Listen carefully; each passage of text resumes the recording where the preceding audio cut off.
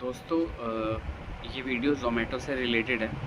पहले आपको मैं कुछ दिखाऊंगा, एक ज़ोमैटो का ऑर्डर शीट और दूसरा ज़ोमैटो को जो मैंने ट्वीट करा था और जो उसका जवाब आया है उसे देखिए, उसके बाद आगे की वीडियो शुरू करेंगे।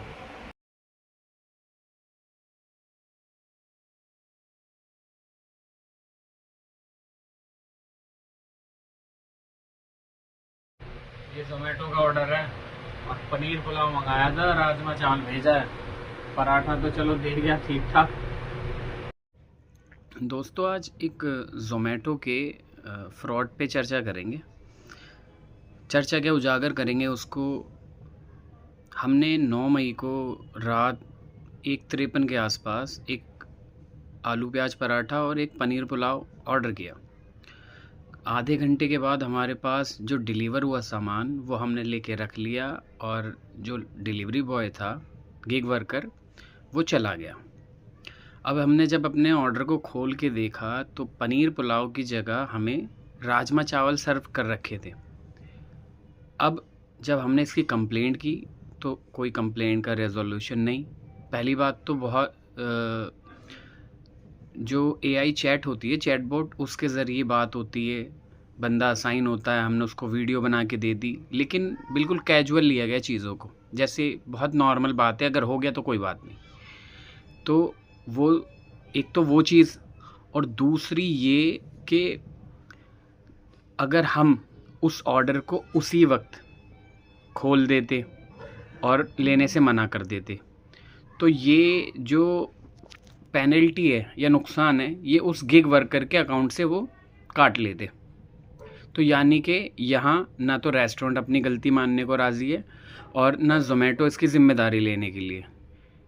अगर यहाँ नुकसान कोई, अगर इस तरीके का कोई भी ऑर्डर अगर आपको मिलता है तो या उसका नुकसान कस्टमर को झेलना है या फिर उस बेचारे गिग वर्कर को, जो 30-40 रुपये प्रति ऑर्डर के हिसाब से लेने के बाद आपको डिलीवर कर रहा है, वो आपके ऑर्डर के अमाउंट को अपने सर पे झेलेगा। तो यानी कि यहाँ रेस्टोरेंट अब चाहे अपनी मर्ज़ी से कुछ भी आपको भेज दे, वो आपको रिसीव करना पड़ेगा। और अगर आप रिसीव नहीं करते तो वो ये बेचारा जो ला रहा है उस नुकसान को झेलेगा। तो इसमें ज़ोमैटो ने कोई अपनी ज़िम्मेदारी नहीं ली। मैंने उनको ट्वीट करा, इंस्टा पे डाला, फेसबुक पे डाला, ट्विटर पे उनका रिप्लाई आया कि हम आपसे संपर्क करेंगे। लेकिन आज 10 तारीख की दोपहर हो चुकी है, 10 मई 2025, और ये 9 मई 2025 का कांड है, कांड ही कहूँगा। तो अब आपको ये देखना है कि आप उस पे ऑर्डर ज़ोमैटो पे भरोसा कर सकते हैं या नहीं, क्योंकि अगर ऐसा होता है तो उसका नुकसान आपको भरना पड़ेगा, या वो बेचारा जो रातों में सड़कों पे फिर रहा है, या ये नुकसान वो झेलेगा।